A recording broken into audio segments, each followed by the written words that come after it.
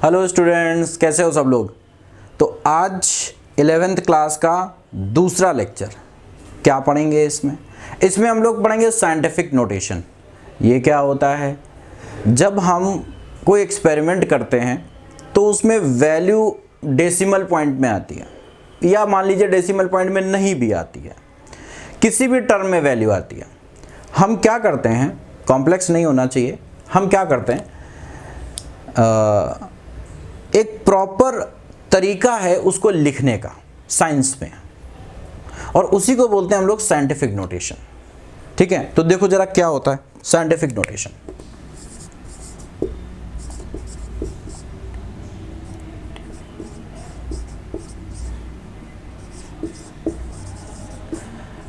Scientific notation, scientific notation जो है इसका एक जनरल फॉर्म होता है। कौन सा? n × 10⁻n, ये इसका जनरल फॉर्म होता है। ठीक बच्चा, ये सब क्या है? हाँ, ये जो कैपिटल N होता है, दिस इज सिंगल डिजिट या non zero. Capital N is where n is single non-zero digit।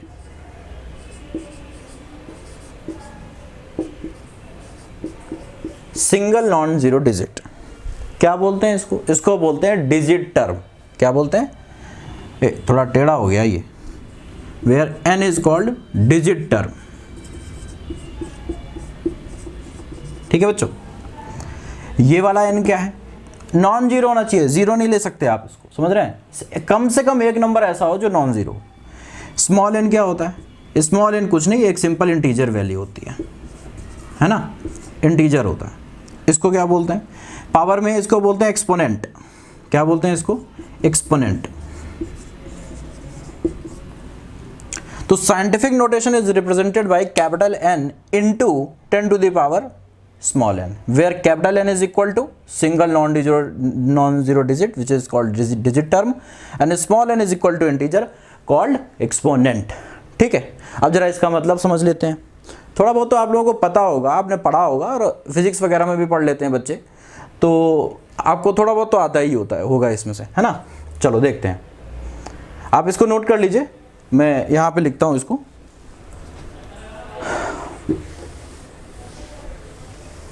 आ जाओ बच्चों, देखो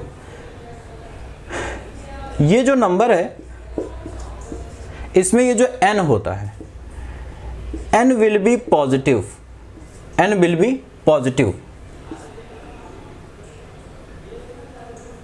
मूव्ड लेफ्ट, मूव्ड लेफ्ट मतलब ऐसे कर लीजिए आप, लेफ्ट और राइट। जब आप राइट से लेफ्ट की तरफ चलेंगे, मूव्ड लेफ्ट लिखा हुआ है, तो n की वैल्यू पॉजिटिव होगी, पहली चीज। और दूसरा, n is equal to negative when we move right. Right बोले तो लेफ्ट से राइट की तरफ। अब ये है क्या, एग्जाम्पल से हर एक चीज अच्छे से समझ में आती है, तो चलो एग्जाम्पल पे कॉन्सेंट्रेट कर लिया जाए। मान लो हमारे पास ये लिखा हुआ है 100, हमको इसको साइंटिफिक नोटेशन में लिखना है। साइंटिफिक नोटेशन की पहली शर्त क्या थी? पहली शर्त ये थी कि एक नॉन जीरो डिजिट होनी चाहिए, तो हमने 1 सेलेक्ट कर लिया। और ये जो 2 जीरो हैं, हम क्या कर रहे हैं, हमारा डेसिमल यहाँ पर है। ठीक, हम इस डेसिमल को लेकर आ रहे हैं 1 2, तो 1.00 × 10⁻²। कितने टर्म इधर लेकर के आए, कितने नंबर्स? 2 नंबर्स, तो जीरो जो स्मॉल n होगा कितना होगा? 2। और देखते हैं, यहाँ डेसिमल का बहुत बड़ा रोल होता है, और डेसिमल जो होता है यही मूव करता है इधर उधर, इसी से n वेरी करता है। जैसे सपोज हमारे पास ये दे दिया जाए 1 2 3 4.5 ये दिया है, अब इसको हमें साइंटिफिक नोटेशन में रिप्रेजेंट करना है। कहाँ लेके आना पड़ेगा हमको, एक सिंगल नॉन जीरो डिजिट रखनी है, बाकी सबको उस तरफ भेज देना है। तो 1 2 3 n की वैल्यू कितनी हो गई 3, क्या लिखेंगे 1.2345 into 10 to the power 3।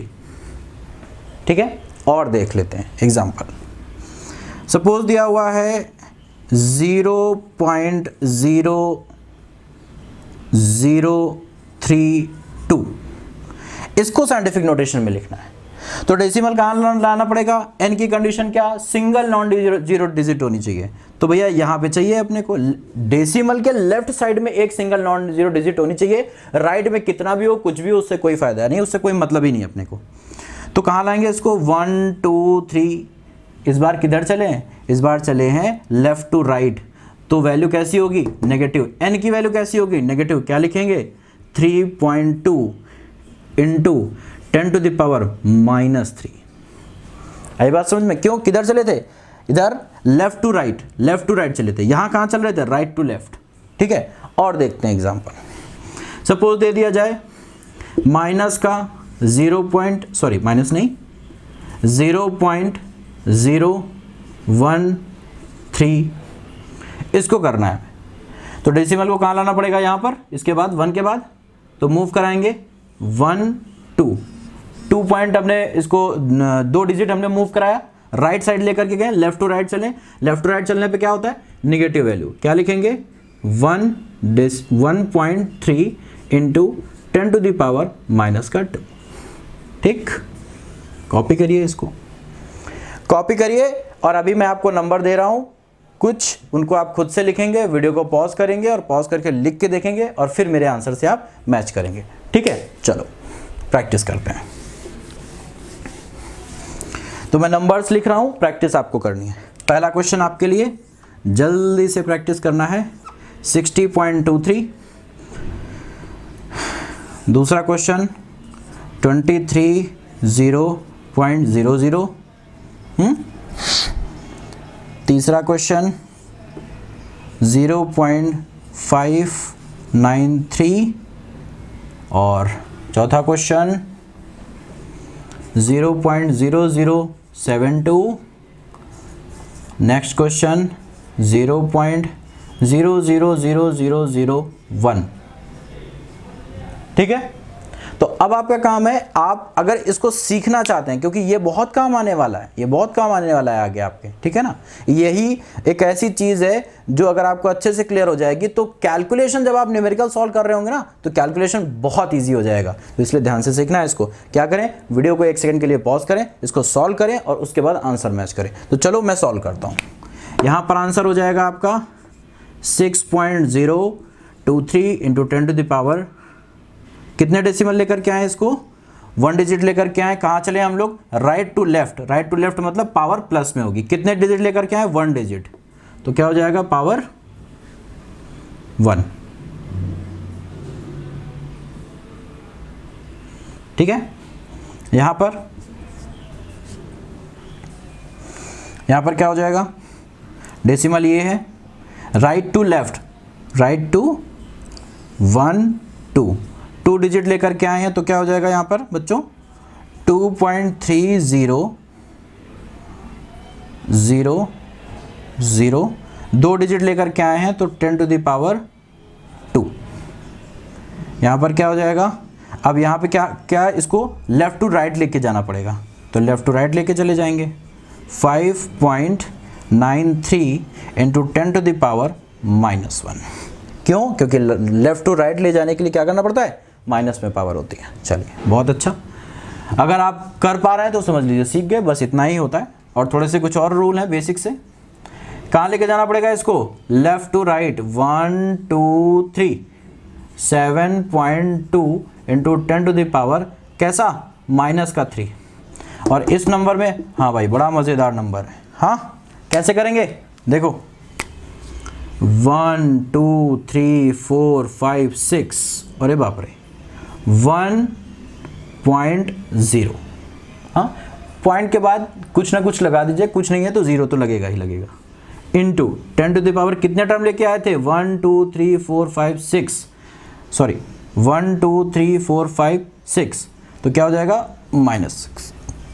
I hope कि आपके आंसर सही होंगे, नहीं सही है तो इनको समझने की कोशिश करिए और हम लोग आगे और एग्जाम्पल देख लेते हैं, कुछ इसके बेसिक रूल्स भी देख लेते हैं। तो इसको नोट कर लीजिए, आगे चलते हैं हम लोग।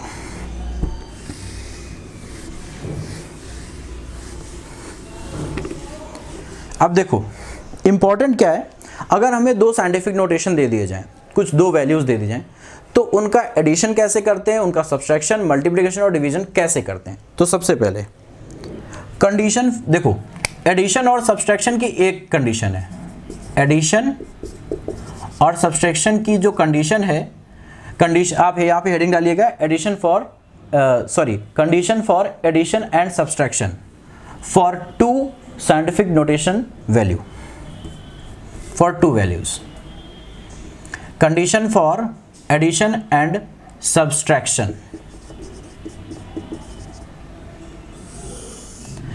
क्या है कंडीशन? ये जो आप लिखते हैं नंबर, तो उसमें से ये वाला जो नंबर है, ये वाला n, आप ऐसे लिख लीजिए, फॉर एडिशन और subtraction value of n must be same. अगर ये n की वैल्यू सेम है, हम तभी एडिशन या सब्सट्रैक्शन कर सकते हैं, अदरवाइज नहीं कर सकते। देखो कैसे, बहुत छोटा सा एक example, 1.2 into 10 to the power 2 plus 2.2 into 10 to the power 2। यहां पर वैल्यूज देखो, n की वैल्यू सेम है, हाँ, तो क्या करेंगे, ऐड कर सकते हैं। क्या आएगा रिजल्ट? इसका रिजल्ट आ जाएगा सिंपल। अच्छा, इसको ऐड करने का बड़ा अच्छा तरीका होता है। कैसे तरीका होता है? आप क्या करिए, इसमें से 10 टू द पावर 2 को कॉमन ले लीजिए, तो क्या हो जाएगा 10 टू द पावर 2, मैं उस तरफ कॉमन लेकर के लिखता हूँ, 1.2 plus 2.2 into 10 to the power 2, आपने कॉमन ले लिया। अब इन दोनों को सिंपल ऐड कर दीजिए, क्या आ जाएगा यहाँ पर 3.4 इंटू, ऐसे लिखेंगे 3.4 इंटू 10 टू द पावर 2। ठीक है, अगर ये वैल्यू सेम नहीं है तब क्या करें, तो वो भी देख लेते हैं। तो पहले आप इसको नोट कर लीजिए, वैल्यू सेम होंगी तो इस तरीके से हम इसको ऐड कर देंगे, वैल्यू सेम नहीं होंगी तब क्या करेंगे, देखते हैं। अब हमारे पास दूसरा एग्जांपल है, 1.2 into 10 to the power 2 plus 1.2 into 10 to the power 3।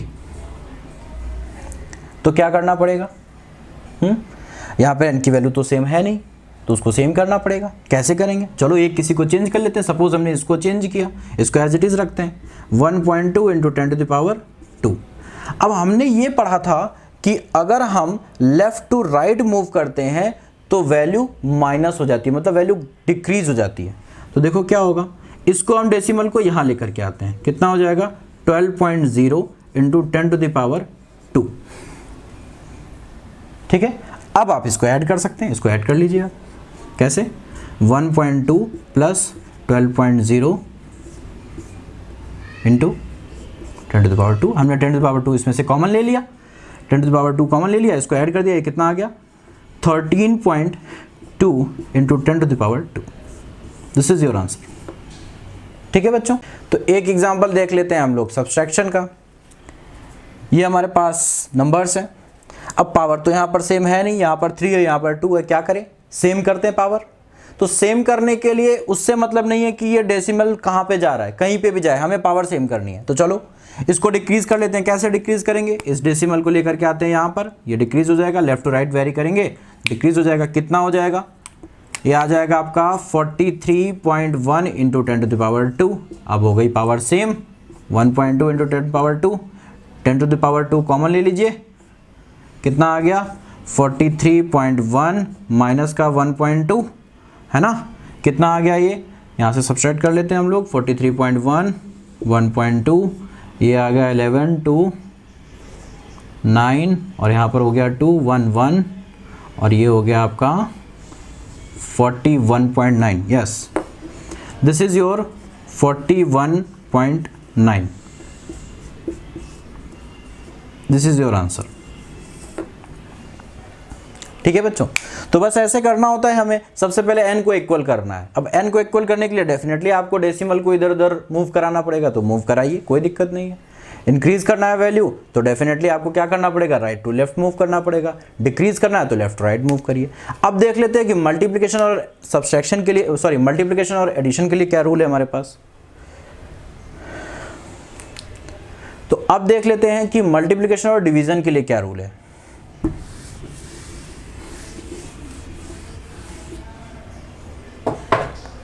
देखो, for multiplication and division, multiplication and division,